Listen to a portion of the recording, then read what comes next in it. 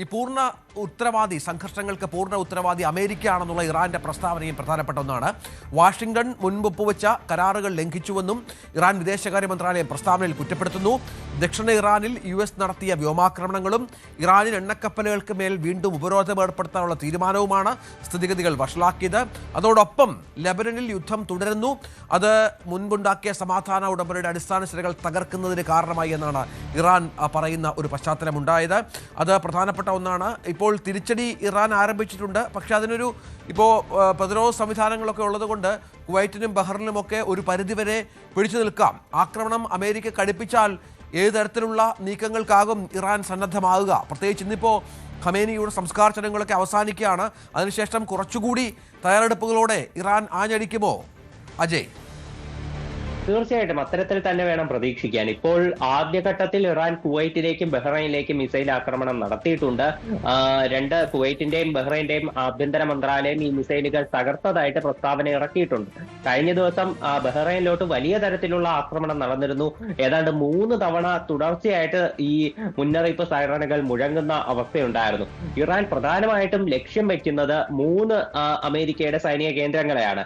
കഴിഞ്ഞ ദിവസം 85ഓളം US കേന്ദ്രങ്ങൾ തകർത്തതായിട്ടാണ് ഇറാന്റെ ഒരു അവകാശവാദം പുറത്തിറക്കിയിരുന്നത്. പ്രധാനമായിട്ടും ഇറാൻ ലക്ഷ്യം വെച്ചിട്ടുള്ളത് ഇപ്പോ ബഹ്റൈനിലുള്ള US-ന്റെ 5ാം കപ്പൽപ്പടയുടെ ആസ്ഥാനം, അതുപോലെ കുവൈറ്റിലുള്ള അലി അൽ സലീം എയർബേസ്, പിന്നെ ബഹ്റൈനിൽ തന്നെയുള്ള ഷെയ്ഖ് ഇസ എന്ന് പറയുന്ന മറ്റൊരു എയർബേസ്. ഇത് 3മാണ് ഇറാന്റെ ഒരു പ്രധാനപ്പെട്ട ടാർഗറ്റ് എന്ന് മനസ്സിലാക്കാൻ സാധിക്കും. കാരണം ഇവിടങ്ങളിൽ നിന്നാണ് US-ന്റെ ആക്രമണങ്ങളുടെ ഒരു ഉത്ഭവ കേന്ദ്രം എന്നാണ് ഇറാന്റെ സൈനിക വിഭാഗമായിട്ടുള്ള IRGC അവകാശപ്പെടുന്നത്.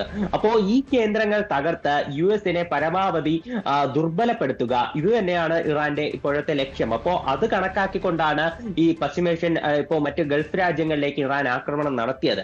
ഇപ്പോ പ്രാഥമിക ഘട്ടത്തിൽ കുവൈറ്റിലും ബഹ്റൈനിലുമാണ് ആക്രമണങ്ങൾ സ്ഥിരീകരിച്ചിരിക്കുന്നതെങ്കിലും ഖത്തറിലും ഒരു ജാഗ്രതാ നിർദ്ദേശം പുറപ്പെടുവിച്ചിട്ടുണ്ട്. തീർച്ചയായും ഇതിനിടയിലാണ് അവരുടെ പരമോന്നതാവ് അയത്തുള്ള അലി ഖമേനിയുടെ സംസ്കാര ചടങ്ങുകൾ മഷ്ഹദിൽ, ഇറാനിലെ മഷ്ഹദിൽ നടക്കുന്നത്.